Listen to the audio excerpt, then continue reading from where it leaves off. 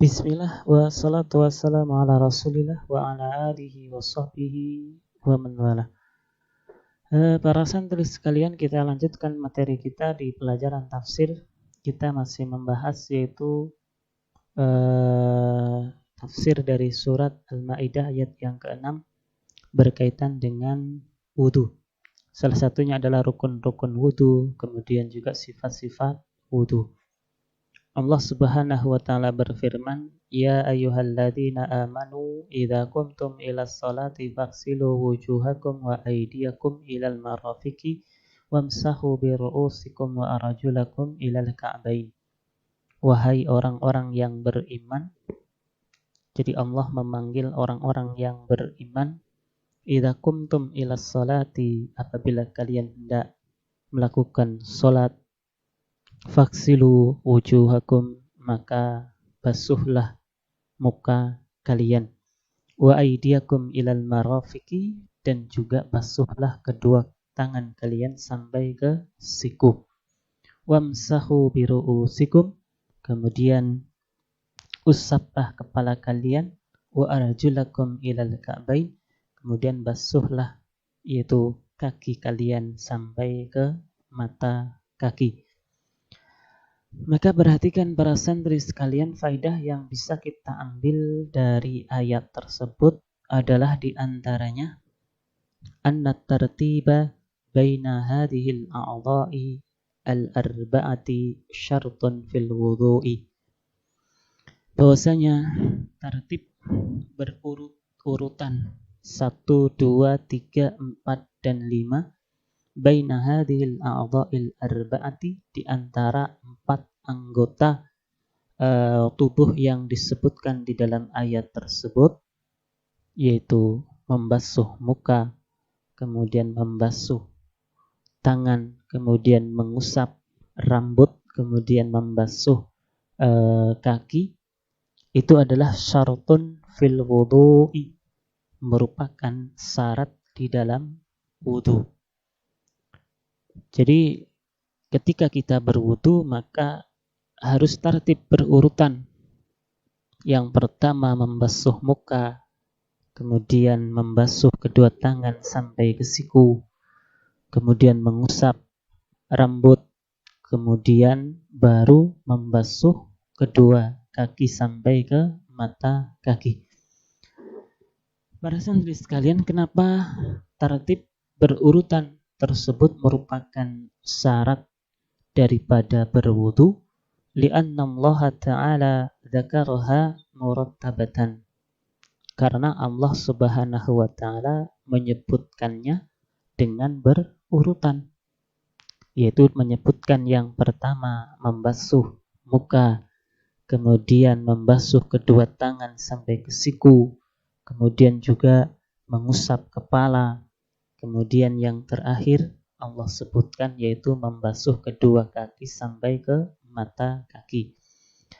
Kemudian perhatikan wali annahu, karena Allah Subhanahu wa taala adkhala udwan mamsuhan, Allah Subhanahu wa taala memasukkan anggota tubuh yang diusap, wa huwa ar-ra'su, yaitu bagian rambut kepala, bainal a'dha'il maghsulati, di antara anggota-anggota tubuh yang dibasuh.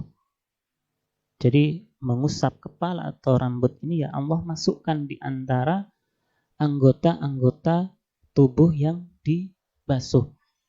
Maka apa faidahnya? Wala yu'lam lidzalika faidatun ghairu tartib. Maka sudah diketahui atau kita ketahui bersama bahwasanya faidahnya itu adalah menunjukkan tartib, yaitu menunjukkan berurutan.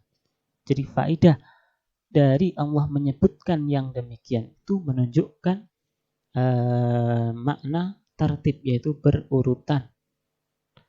Kemudian juga berdasarkan hadis Rasulullah sallallahu alaihi wasallam wa umum qaulir rasuli sallallahu alaihi wasallam, berdasarkan keumuman sabda beliau sallallahu alaihi wasallam, ibda bima bada Allahu bih, mulailah dengan apa yang Allah mulai dengannya.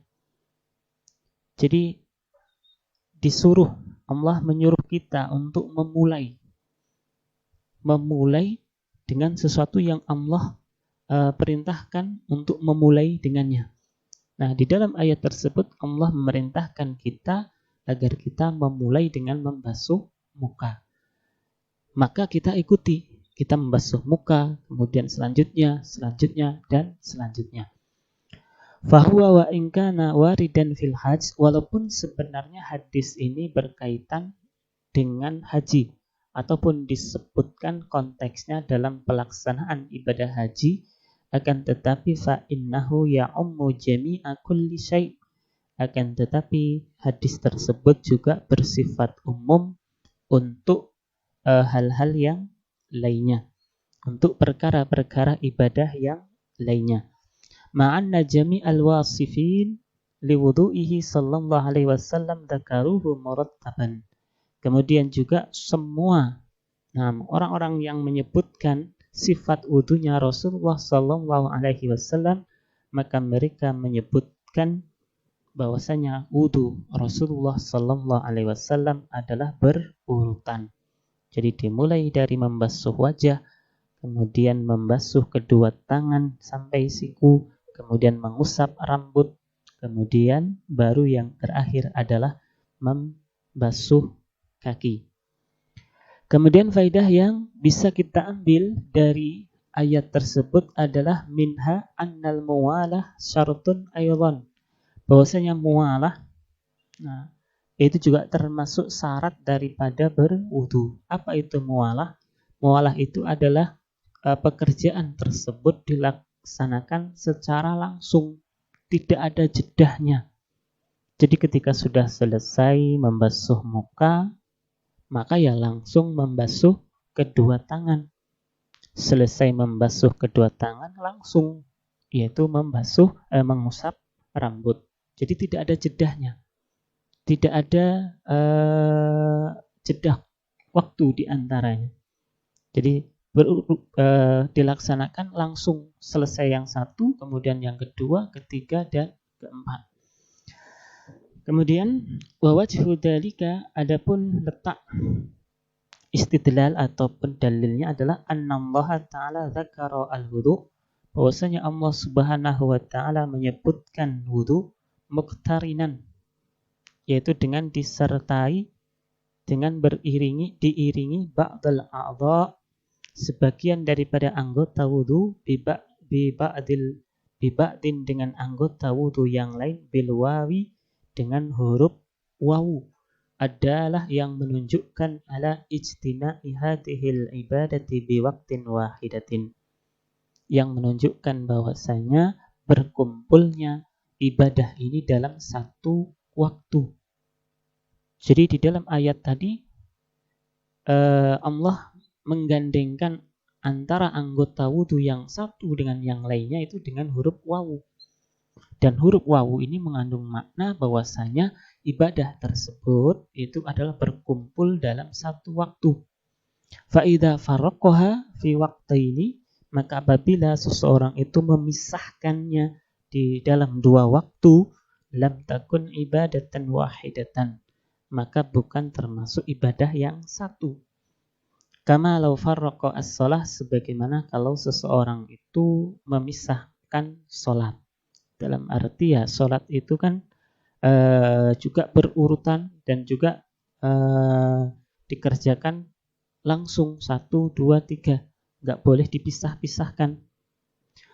Kemudian juga dalil yang lain yang menunjukkan bahwasanya muwalah itu adalah termasuk syarat daripada wudu bi fi'lin Nabi sallallahu alaihi wasallam, berdasarkan perbuatan beliau sallallahu alaihi wasallam ad-daim, yang selalu beliau kerjakan, alladzi ka'annaka tusyahidu, seperti yang engkau saksikan, annahu, bahwasanya Rasulullah sallallahu alaihi wasallam kana yuwari baina a'dha'i wudu'ihi, adalah beliau sallallahu alaihi wasallam itu adalah muwalah di antara anggota wudunya. Dalam arti muwalah di sini ya beliau langsung menyambung perbuatan yang satu ke perbuatan yang berikutnya. Sesudah selesai membasuh muka, ya langsung membasuh kedua tangan, kemudian mengusap rambut, kemudian langsung yaitu membasuh kedua kaki.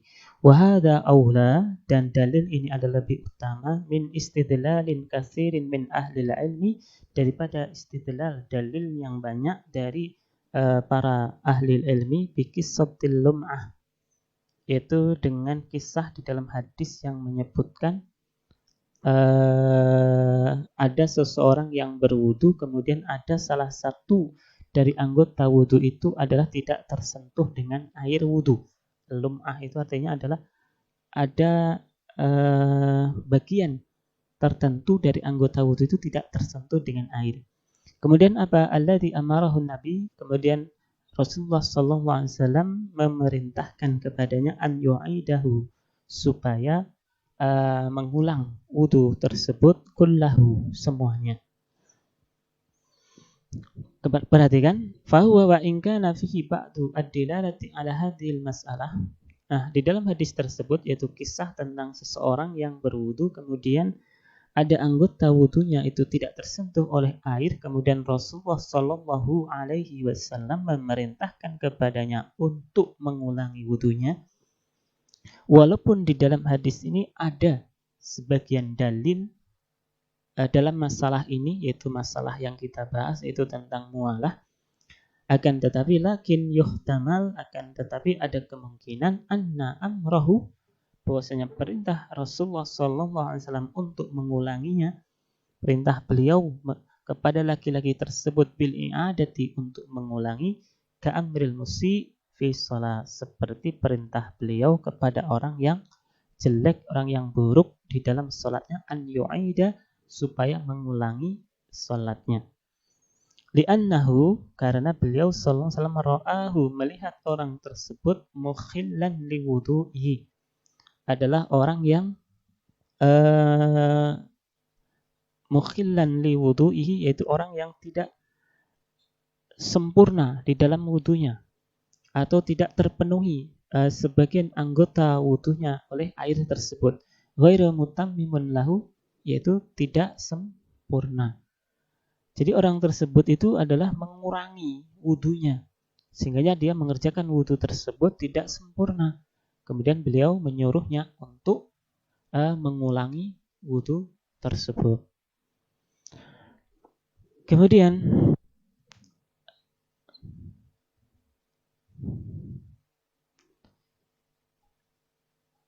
waqala aidan, kemudian Syekh Asy-Sya'di mengatakan hadhihi ayatun 'azimatun qad istamalat ala ahkamin katsiratin.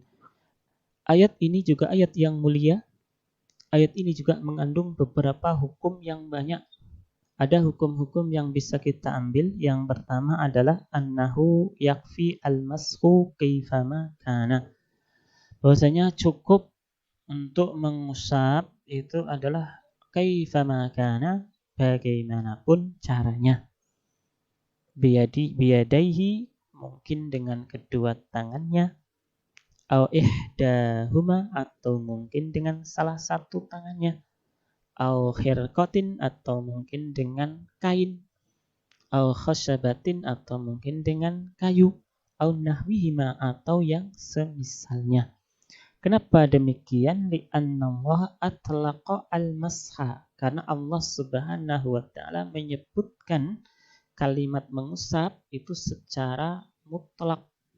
Walam yuqayyidhu bisifatin, Allah tidak mengikatnya dengan sifat ataupun dengan kriteria-kriteria tertentu. Fadalla dzalika ala itlaqihi, maka menunjukkan kepada kemutlakannya. Artinya adalah bahwasanya di dalam mengusap rambut itu Allah tidak menentukan harus begini, begini, dan begini. Mau mengusap rambut dengan kedua tangannya, atau dengan satu tangannya, ataupun dengan kain, dan lain sebagainya, maka boleh. Kenapa demikian? Karena memang Allah menyebutkan ayat tersebut secara mutlak. Maka kita mengamalkan ayat tersebut sesuai dengan kemutlakannya, selagi tidak ada yang mengikat dengan sifat yang lain. Kemudian faedah yang selanjutnya, annal wajibah, bahwasanya yang wajib untuk rambut itu adalah al-mashu, adalah diusap, bukan diguyur ataupun disiram. Falau ghassila ra'sahu, kalau seseorang itu mengguyur rambutnya, walam yamurra yadahu alaihi, dan kemudian tidak menjalankan tangannya ke rambut tersebut, lam yakfi, maka tidak cukup. Kenapa demikian? Li'annahu lam ya'ti bima amarallahu bihi, karena orang tersebut tidak mendatangkan apa yang Allah perintahkan. Kemudian yang selanjutnya adalah fiha ar-raddu 'ala ar-rafidhah, bahwasanya ayat tersebut adalah membantah orang-orang Syiah Rafidhah ala qiraatil jumhuri bin nasbi, dengan qiraah bacaan jumhur ulama Ahlussunnah, yaitu dengan nasab, yaitu wa arjulakum. Jadi mereka orang-orang Syiah Rafidhah tidak mengakui dibaca dengan wa arjulakum. Mereka mengakuinya wa arjulikum, dibaca jar. Nah, pendapat tersebut dari orang-orang Syiah itu adalah tidak benar. Yang benar adalah yang cocok, yang tepat adalah dengan nasab. Maka di sini perhatikan wa annahu la yajuzu mashuhuma, maka tidak boleh mengusap yaitu kedua kaki mada maksufataini, yaitu ketika kaki tersebut adalah terbuka. Jadi perhatikan, ketika kaki itu terbuka tidak memakai sepatu, maka kewajiban kita adalah apa? Membasuhnya, tidak boleh mengusapnya. Kemudian faedah yang selanjutnya, anna tartiba mahsusun bil a'dha'il arba'ati al-musammayat fi hadhihi al-ayah. Bahwasanya tertib berurutan itu adalah dikhususkan untuk 4 anggota yang disebutkan di dalam ayat. Itu membasuh muka, kemudian membasuh kedua tangan, kemudian mengusap kepala dan membasuh kedua kaki.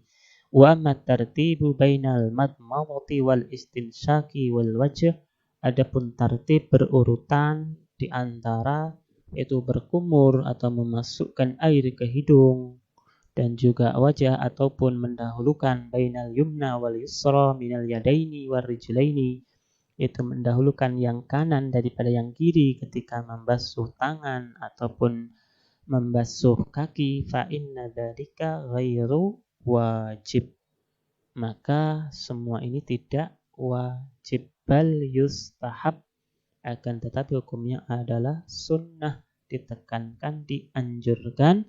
Taqdimul madmadati, itu mendahulukan berkumur-kumur, wal istinsyaq, dan juga memasukkan air ke hidung, ala ghaslil wajhi, ketika membasuh muka. Wa taqdimul yumna alal yusra minal yadaini wa rijlaini, dan juga mendahulukan yaitu anggota tubuh yang kanan daripada yang kiri ketika membasuh kaki dan tangan. Wa taqdimu mashir ra'si ala mashil udhunaini, dan juga mendahulukan yaitu mengusap kepala dari mengusap kedua telinga. Kemudian faedah yang selanjutnya adalah al-amru bitajdidil wudu' inda kulli salatin li tujida suratal ma'muri bihi. Yang terakhir faedahnya adalah perintah agar kita memperbaharui wudu kita ketika kita sholat. Untuk apa? Li tujida suratal ma'muri bihi, untuk mendapatkan yaitu bentuk yang diperintahkan oleh Allah Subhanahu wa ta'ala. Jadi ketika kita sholat, walaupun mungkin kita sudah punya wudhu, akan tetapi kita juga diperbolehkan untuk memperbaharui wudu tersebut. Wa akhiru da'wana alhamdulillah. Assalamualaikum warahmatullahi wabarakatuh.